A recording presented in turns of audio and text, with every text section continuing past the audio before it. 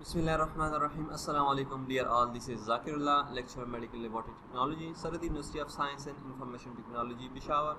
Today we will learn about the different issues which comes during the process of tissue imaging and along with the tissue markers.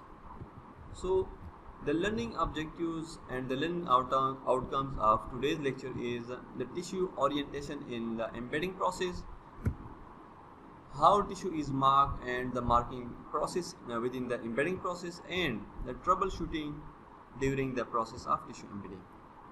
First, the orientation during the orientation in the embedding of tissues. It is important to correctly direct the tissue for proper cutting and microscopic examination, because during the microscopic examination, if we miss the exact point or the point that is suspicious, so we cannot conclude a good result from our tissue process.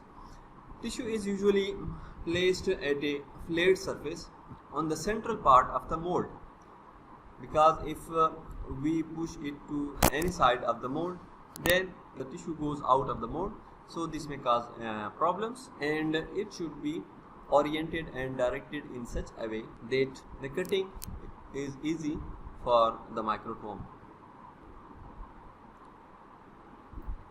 The orientations of different tissues during the process of tissue embedding. First is the tubular tissue. Tubular tissue is placed in such a manner to get all the three layers in a transverse direction. For example, in case of fallopian tube, vas deferens artery, or any other tubular tissue, this is the image that we get the inner layer, the middle layer, and the outer layer. In same case, this is the picture showing us all the three layers of a vessel. This is the tunica adventitia, the tunica media, and the tunica intima. So all three layers are present in this section. The orientation of tissue with epithelial surface.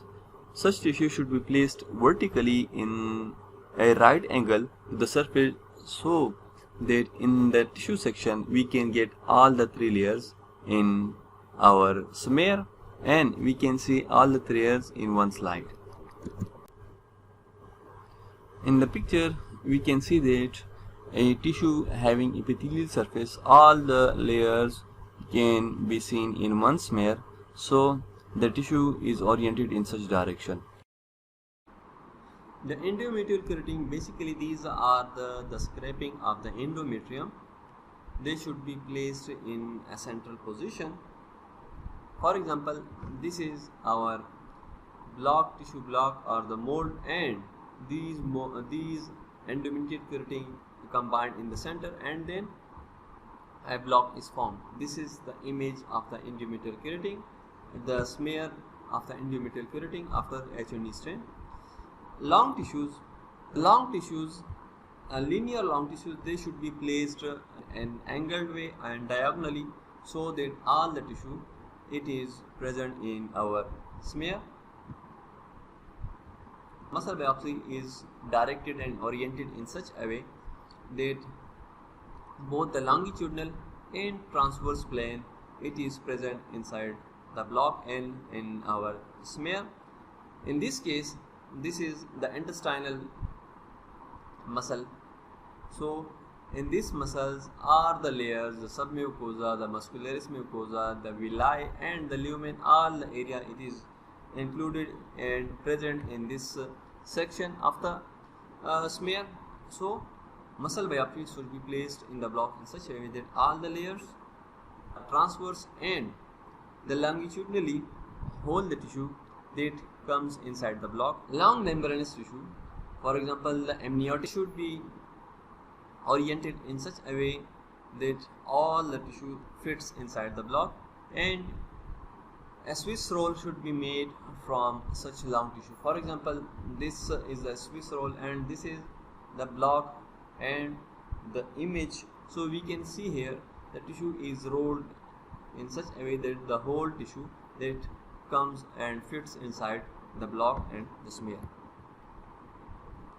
The process of tissue marking required in certain conditions and the aim of the tissue marking is to identify the resection plane or the outer margin of the tissue. The second objective of tissue marking is to help in embedding of the tissue, that the tissue should be embedded in such direction so that all the suspected areas and all the layers, they should face the blade of the microtome. And in our smear we can see, for example, in case of the muscle layer or in case of epithelial layer, we can see all the layers of the muscle and all the layers of epithelium. Or tissue marking is important for any kind of interest. That area is mandatory in our smear. For example, in case of the cervix biopsy, transitional zone is very important. So this zone is marked for as this is the area of interest, because the pathology starts from this transitional zone. The properties of tissue markers.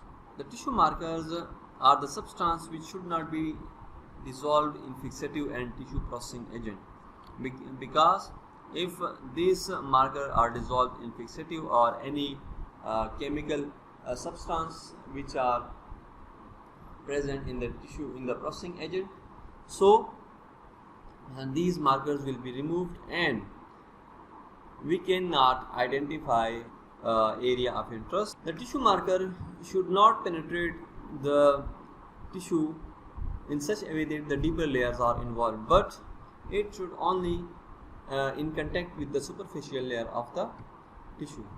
And microscopically or macroscopically, the stand section, it should be recognized that which area is marked and which area is important. So all these are the characteristics of tissue marker. The common tissue markers, these are the India ink. It is a very important and most commonly used marker, one of the cheap tissue markers, and it takes around about 15 minutes to mark the tissue. The second tissue marker is the silver nitrate. It is also a good marker and it produces a brown black color, but it is slightly expensive than the India ink. The third one is the rose bengal, and this rose bengal, this is used as 1% rose bengal dye for marking any surgical area or the margin of the tissue. It stains within around about 5 minutes and gives the tissue pink color stain. How the marker is applied on the tissue? First of all, clean the area and completely dry the tissue with the blotting paper or tissue paper. So after that, apply the dye with the help of a cotton swab and allow some time to the tissue so it may get dry. After drying, put a fixer over the dye so that the color and the tissue, they make bond and this color is not removed during the process of fixation or the tissue processing. These fixers are usually 3% acetic acid or 50% white vinegar. So the tissue, these acetic acid and white vinegar, these act as a fixers of the dye which is used as a tissue marker. Then dry the specimen with the help of a sponge and then process now for the fixation and the tissue processing. The troubleshooting in the tissue embedding process. The first problem is that small tiny fragments of a tissue is seen in successive blocks, in multiple blocks which are made one after each other. The reason for this problem is that the tissue is carried out by a forceps and this tissue is taken from the previous one. So if we do not clear the forceps, so this forceps may take the tissue from the previous block to the next block, Solution for this problem is that clean the forceps every time after embedding in the area where a forceps is placed, and the second one is to deal with only one tissue at one time, because this may overcome this problem. And the third solution of this issue is to make sure that open one cassette at one time, and when it is processed then go to the next one. So another problem is the epithelium is not properly seen in the smear and in our block. This issue comes when the orientation is not, the tissue is not properly oriented in the block formation. So how it is solved? It is solved by marking the tissue with the help of any tissue marker. So during the process of embedding the surface, it is identified and it is placed in such direction that the epithelium and all the tissues of epithelium, they are in our block and they are in our smear. So this is the solution for the problem. The third issue that comes during the embedding process, the tissue falls out during the microtomy, and when the tissue is processed for sectioning and it faces the blade, so the tissue comes out from the block. This problem is caused by the air bubbles when during the process of cooling a block is formed and it is not cooled properly. So the air bubble, these are entrapped within the tissues.